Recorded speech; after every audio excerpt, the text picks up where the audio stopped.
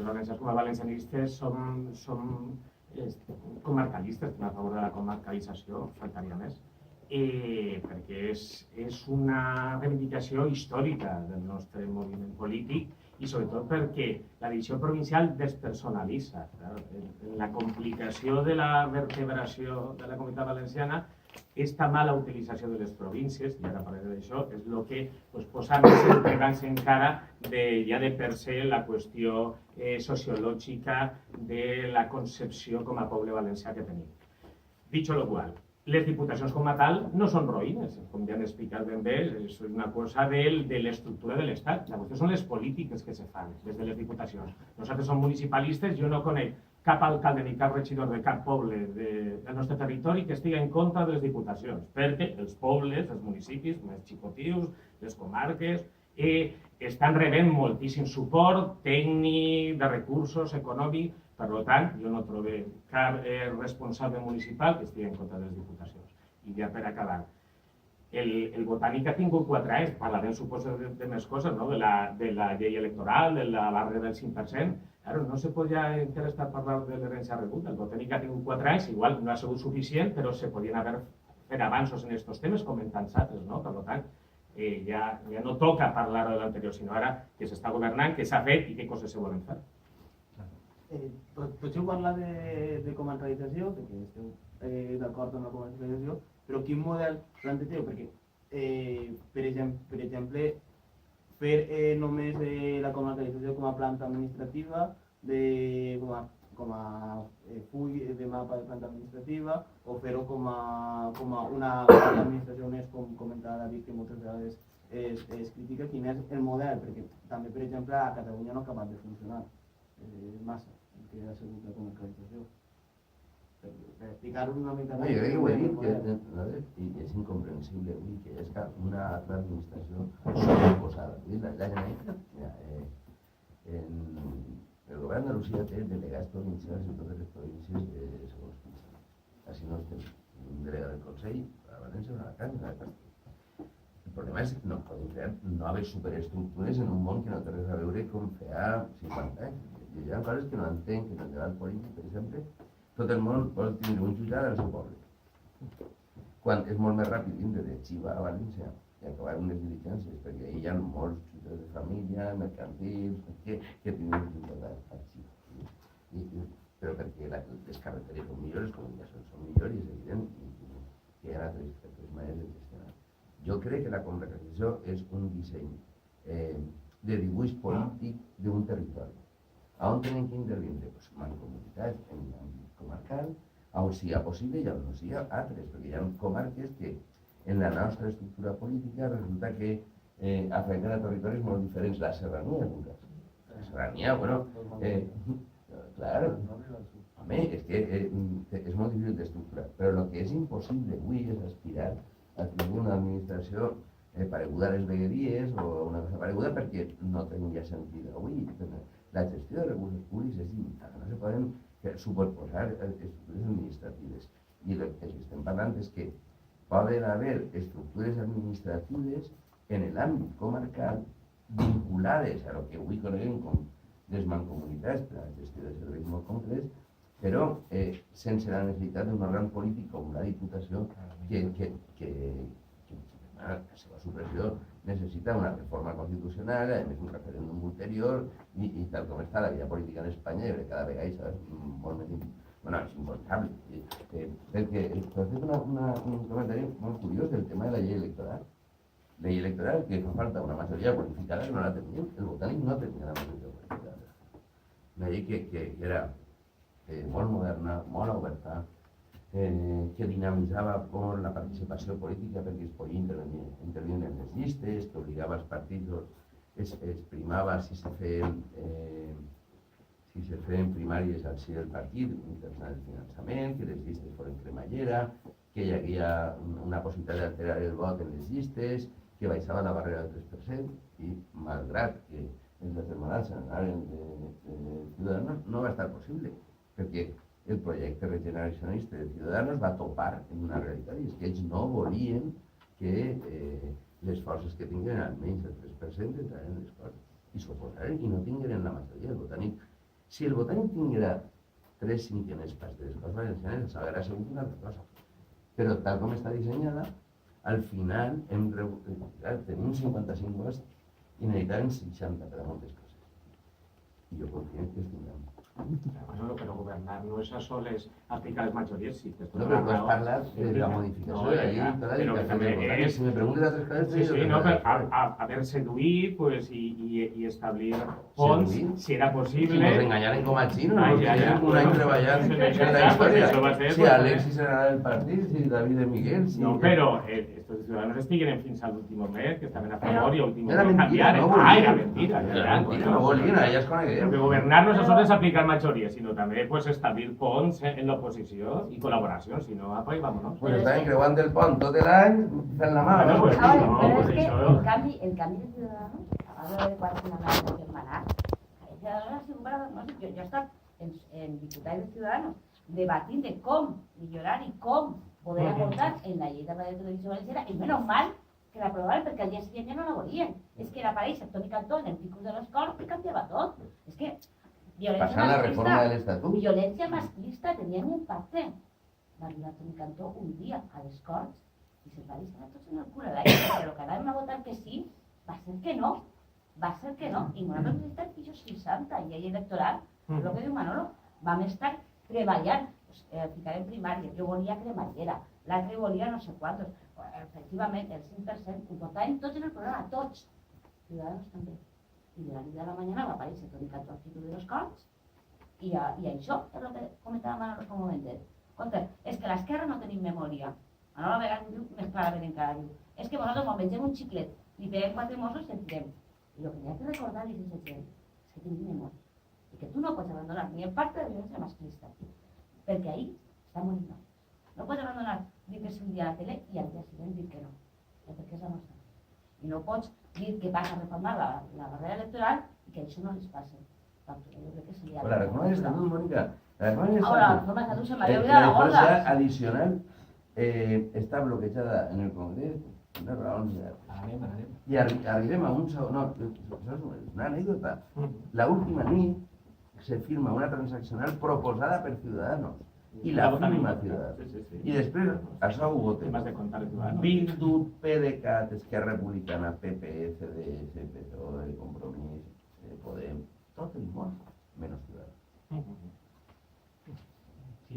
I anem ara a parlar d'una qüestió que de vegades també pareix que s'oblida, però que al cap i a la fi és l'eix vertebrador de la nostra terra, que és la nostra llengua. I a mi m'agradaria que així es fera una molt breu valoració de la situació de la nostra llengua ara amb respecte a fa 4 anys, abans que començara el govern del Botànic, i d'algunes de les propostes que es tenen per cuidar, per preservar i sobretot per ampliar el nombre de parlants de la nostra llengua de diverses coses. No sé qui vol començar. Començo jo, perquè no sigui jo l'últim sempre. A veure. Per suposo, així estem, jo crec que tots, per això se reconeixen com a valencianistes, a favor de la promoció de l'ús social del valencià. Hi ha més, claro, per supòs. Nosaltres, particularment, som defensors de la creació de l'Acadèmia Valenciana de la Llengua com un organisme valencià solventador d'un conflicte lingüístic que tenien, pot ser que a Gata no, o pot ser que a Vila-real no, però a la ciutat de València i a l'àrea metropolitana, que són la meitat del país, pues sí que n'hi havia un conflicte sobre la naturalesa i sobre aquestes coses de les unitats i les desunitats del valencià. Entonces, jo crec que va ser un pas endavant i un pas molt important. Per tant, l'Acadèmia Valenciana de la Llengua és algo que hem d'estar totalment d'acord i encara queden focs que ho posen en dubte. Nosaltres estarem sempre en contra d'això. Clar, el botànic, tot el que ha fet ha sigut en positiu de cara a aquesta promoció de l'ús social del valencià, doncs igual n'hi ha hagut certes mesures que se podien haver explicat millor o que la Conselleria d'Educació o el conseller Marçà pues, podria haver tingut més mà esquerra o en certes coses la Direcció de Política Lingüística pues, podria haver dibuixat itineraris diferents, però no per res, sinó per a no conflictivitzar, per a no donar arguments als altres que el que volen és el que està fent ara tota la dreta centralista, que és utilitzar la imposició lingüística, utilitzar la normalització, ja per una volta, del valencià com a arma, no? Com a arma, i per tant això se ho haurem de mirar per a no caure en esos errors de donar esos arguments. Jo crec que tot el que ha fet el Botànic ha sigut correcte, perquè l'objectiu està clar, hem de viure, són les dues llengües cooficials, hem de viure en llibertat, hem de promocionar el valencià, que és la llengua minoritària, i la promoció del seu ús social jo crec que és bàsic, i en això se trobarem segur. Bueno, yo creo que el drama de esta terna es que, a diferencia de antes comunidades autónomas, es que la burguesía ilustrada defensaba la llengua. Això passava en Catalunya. La burguesia catalana apostava per la llengua. I la ciutat de València ha sigut un drama i un calaix on la gent venia de fora i intentava que els seus fills no es contaminaren de la parla del poble. Després l'urbà, pues la gent deixava de parlar. Jo soc produït d'això, jo mai vaig extreure. Mon pare era de Carcaixent i la mare d'Alcira, i quan vingueren a viure a València, entre ells parlaven en valencià i a mi parlaven en castellà perquè no em contaminaran. I jo ania al Micalet, quan tenia 14 o 15 anys, no entenia com no podia jo dependre de la llengua. Era un curs de gramàtica catalana adaptada al País Valencià d'Enric Baró, i vaig intentar fer algun esforç. Però això és un drama que de la ciutat, el blaverisme polític, va néixer com un anticatalanisme víscera i va contaminar. Ara hi ha una generació que no entén aquest problema, que són els que s'han criat en la llei d'ús i d'ensenyament, i després de que l'acadèmia, el seu paper, ja ningú, a les escoles valencianes quan avui hi ha la paraula País Valencià s'alçava mig grup popular a insultar. I si dies altre, català! Era delirant. I ara la gent parla en absoluta normalitat, ells també. I jo crec que ahir hem resolt el que és un acord de l'ús de la llengua, però falta un element socialitzador de l'ús de la llengua. La quotidianitat en l'ús de la llengua, sobretot a la ciutat. De fet, les estadístiques van millorant, no? Que la gent cada vegada llegeix més llibres de valencià i intenta parlar més de valencià. Ara, en el sistema educatiu, ahí sí que hem tingut un problema molt seriós. Sí?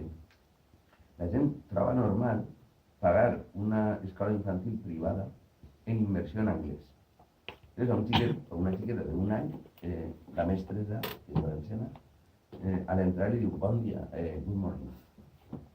I la classe se diu the jungle. I és delirant, no? I van els pares a preguntar i les mestres tenen que parlar-les en anglès. Però en canvi no es troba normal que això passi en valencià. I això és un fracàs col·lectiu com a societat. En Dinamarca la gent estudia suec. I no l'utilitza el suec en Dinamarca, però són veïns. Si hagueu vist el puente, que hi ha un cadàver que està en el pont de Malmö, que està enmig cadàver en Suècia i l'altre en Dinamarca. La policia sueca i danesa poden parlar perquè han de prendre en l'escola la llengua. Bueno, pues ahí estem en aquesta batalla. Jo crec que els decrets fallits de plurilingüisme, perquè el que se qüestionava era l'acreditació en anglès i en valencià a la gent que farà un esforç suplementari. El que ningú pensa és que xiquets i xiquetes de 3 anys són esponges. Poden assimilar no un o dos, 3 idiomes, i és natural. Hi ha pares castellanoparlants, mares valencianoparlants, i que a més viuen en Brussel·les i van a una escola del Col·legi d'Europa i parlen 4 o 5 idiomes i no hi ha problema. I així, en les comarques, a més, és un tema molt preocupant, perquè hem mantingut l'exclusió lingüística en les comarques del sud de la província d'Alacant i en la serranía. Y no fa uns anys vingué un xic i me dic, es que a mí me habéis jodido con eso. Porque cuando yo quiero hacer oposiciones, me encuentro con que gente que no estaba en comarcas como la mía tenía más acceso a las oposiciones y me ha tocado estudiar valenciano ya con 25 años porque quiero, no sé. I és cert, que el Fabada és un pla complementari en les comarques castellanoparlants en lo que, jo crec que lo que falla i acabe, és que la gent creu que el valencià és algo anecdòtic i per tant és una assignatura. Alguns pares, a la ciutat de València passa molt, diuen, han suspendit el valenciano, una Maria, valenciano, plàstica, no sé què. Quan al final és una manera de viure, de sentir, és la llengua dels nostres pares, dels nostres avis, és la llengua d'aquest poble, no és un reducte d'una reserva india. I jo crec que ahir hem fet molts esforços, el decret de plurilingüisme està bé, els itineraris els trien els consells escolars, no hi ha cap exclusió i la idea és una voluntat de que els xiquets i xiquetes, quan acaben el seu cicle educatiu, parlen valencià, anglès i castellà en tota normalitat. Però hi ha un problema que és la llei verd. Sorprenentment, Manuel Marsà perd lleis que són salvatges, perquè el disseny que fa la llei estatal te permetís, per exemple, pujar la ràtio, però no baixar-la. El PP veu que això va mal i que no tenen diners. Bueno, doncs pugem la ràtio de 23 a 27, despatxem a 6.000 interins en educació, nos paguem juliol i agost, arriba el botànic i fa entrar a 6.000 educadors al sistema educatiu, es paga juliol i agost, no recordareu cap manifestació de dir ja estava bé, moltes gràcies, que bé ho hem fet, això no passa nada. Però... No, ja, però no, ni articles en premsa, al final les coses que se fan bé són intranscendents, però el que era una normalitat democràtica és que la gent la despatxaven en el mes de juny i tornaven a acordar en setembre. I els enviaven a l'atur en estiu.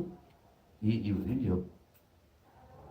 Independencia política, a lo mejor no de una manera tan salvaje como estás explicando, pero que vea ser similar en el caso dels interins, segons el que jo entenc. Els interins ara estan cobrant el mes de juliol i agost i es paguen les pagues extraordinàries.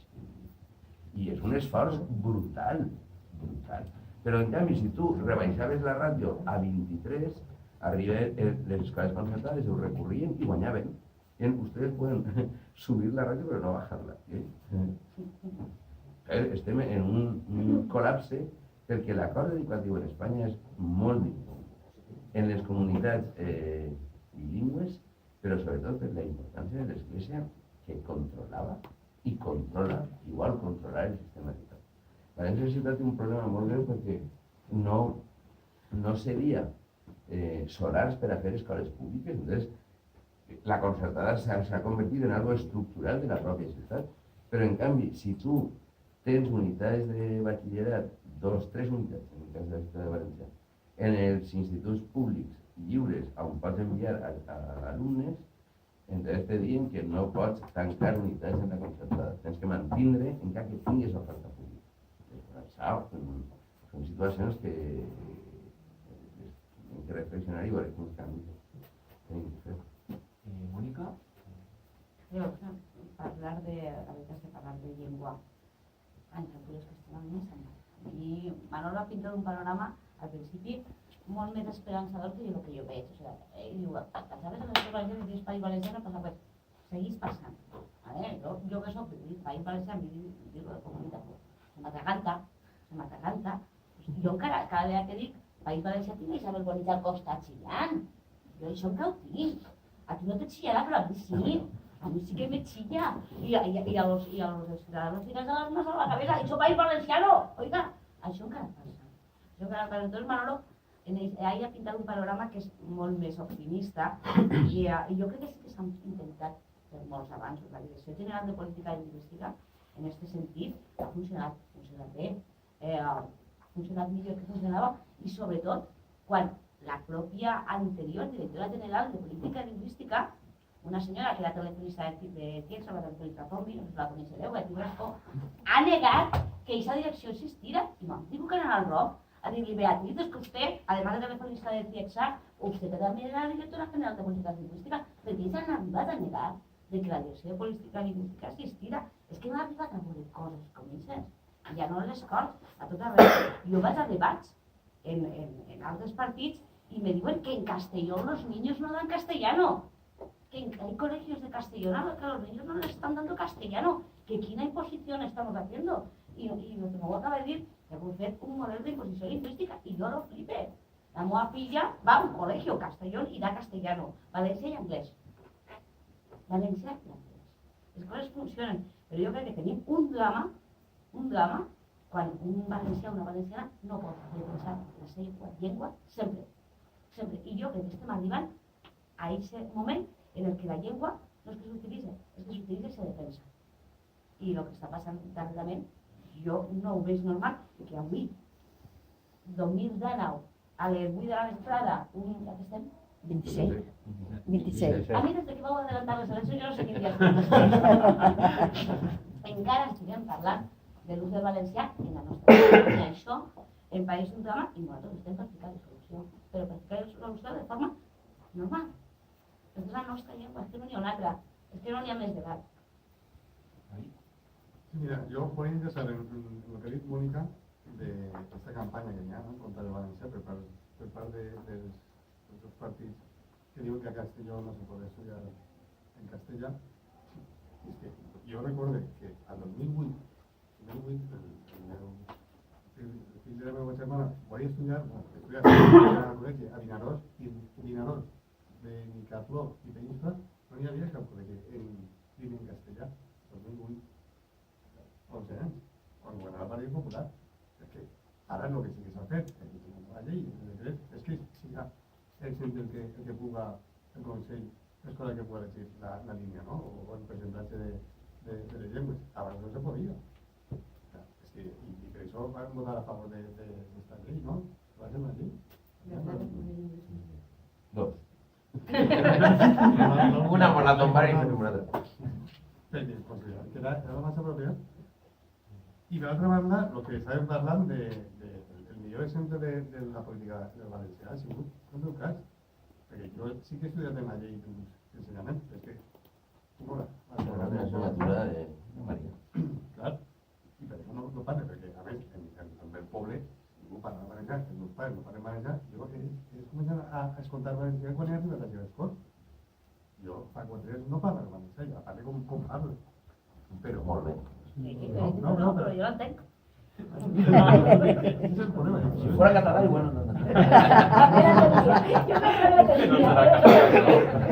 No, pues he parlat en català i m'han dit que és de Lleida, però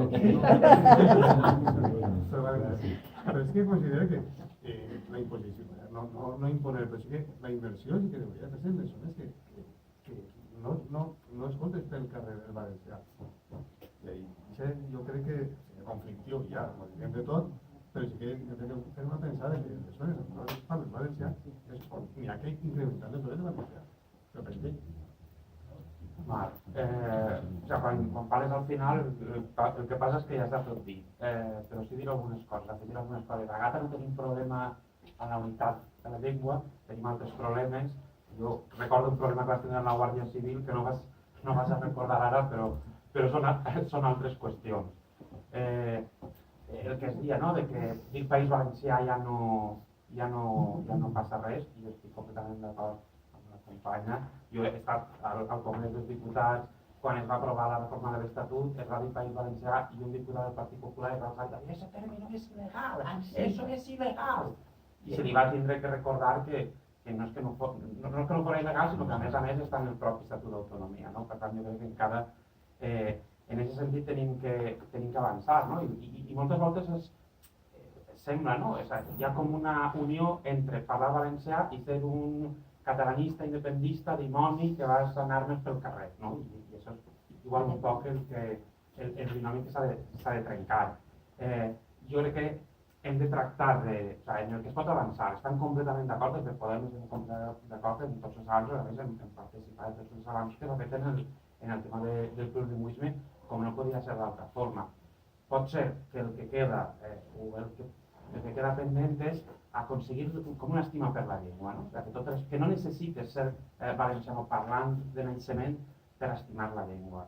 I ara jo em ve al cap una frase que em va dir una volta Antonio Estany, el nostre secretari general, de l'Aix Segura de Callosa, no? Diu, jo el que m'agradaria, de la mateixa forma, és que tu et partiries la cara, un valenciano parlant es partiria la cara per a defensar un castellano parlant que és agredit, aconseguir que els castellanoparlants es partiren tant de la cara, no?, per un valenciano parlant agredit. I davant de qualsevol... No,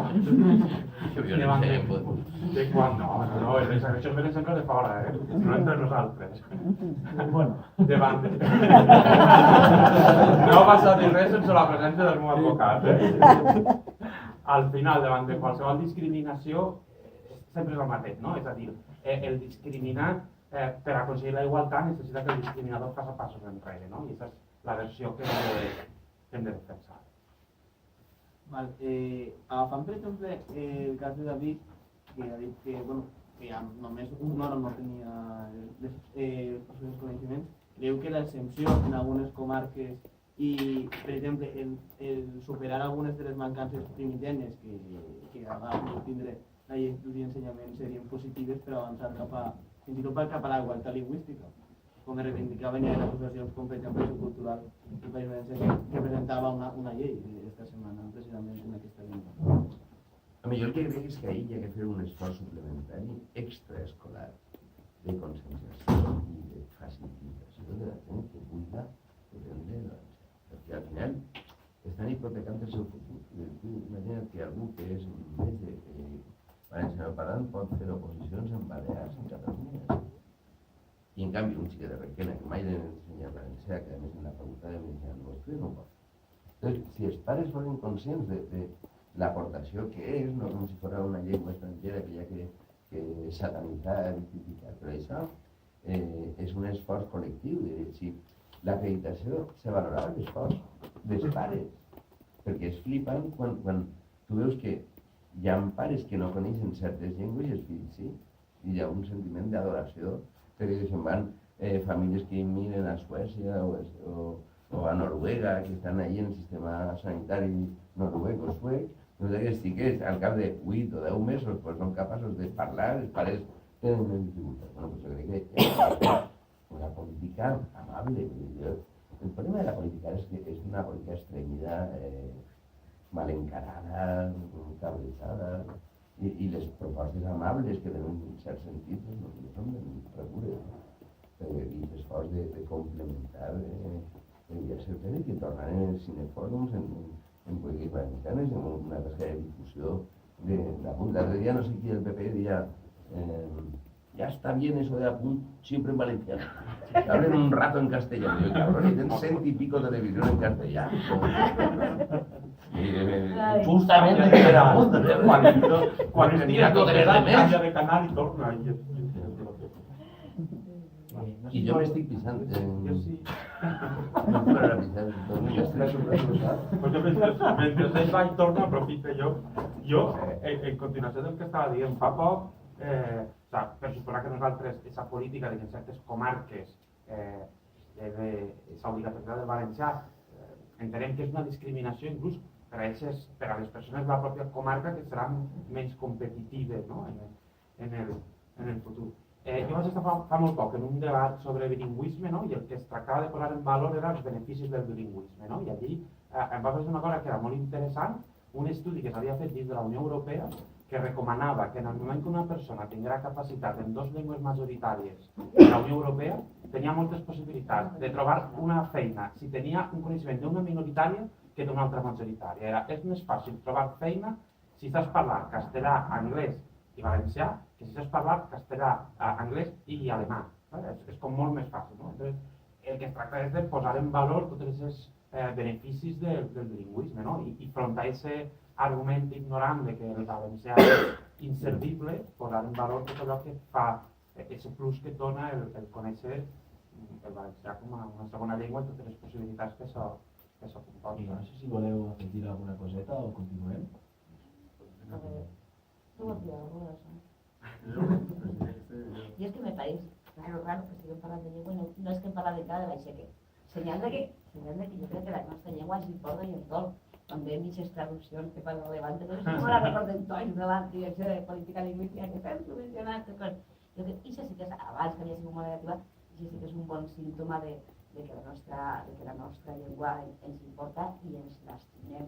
no, ningú és a la vora el baix pedat i coses d'estes. El que estàvem comentant ara, no sé, hi ha moltes coses que a nosaltres ens agrada agradar demanar més en llum.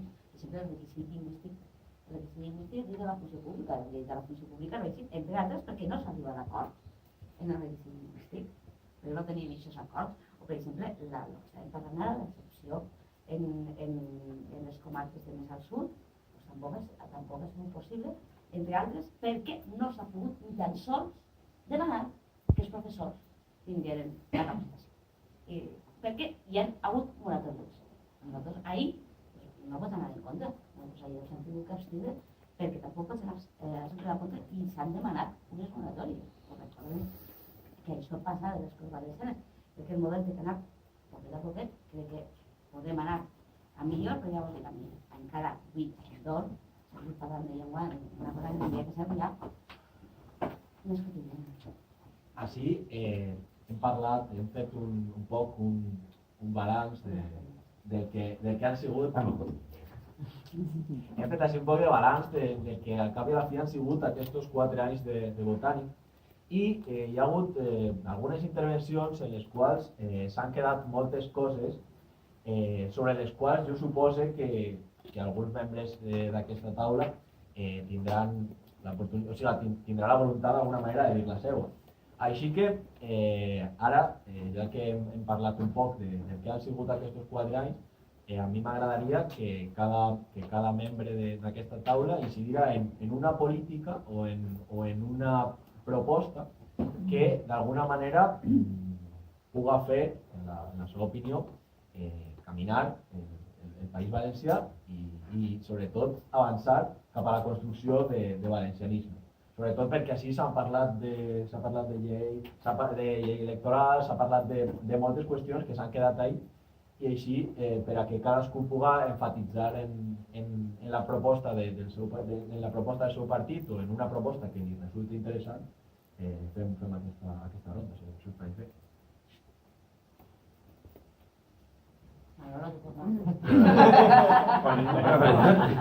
Sincerament, crec que els problemes de la humanitat estan poc vinculats a aquestes coses.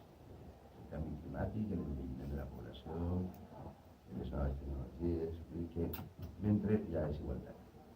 Si nosaltres som capaços de continuar en la senda que ens encetem en el 2015, en què hem aconseguit una reducció evident de les desigualtats, en polítiques molt agressives mediambientals, en polítiques molt agressives de vivenda, i a això té que donar un resultat, serà un tirón del valencianisme.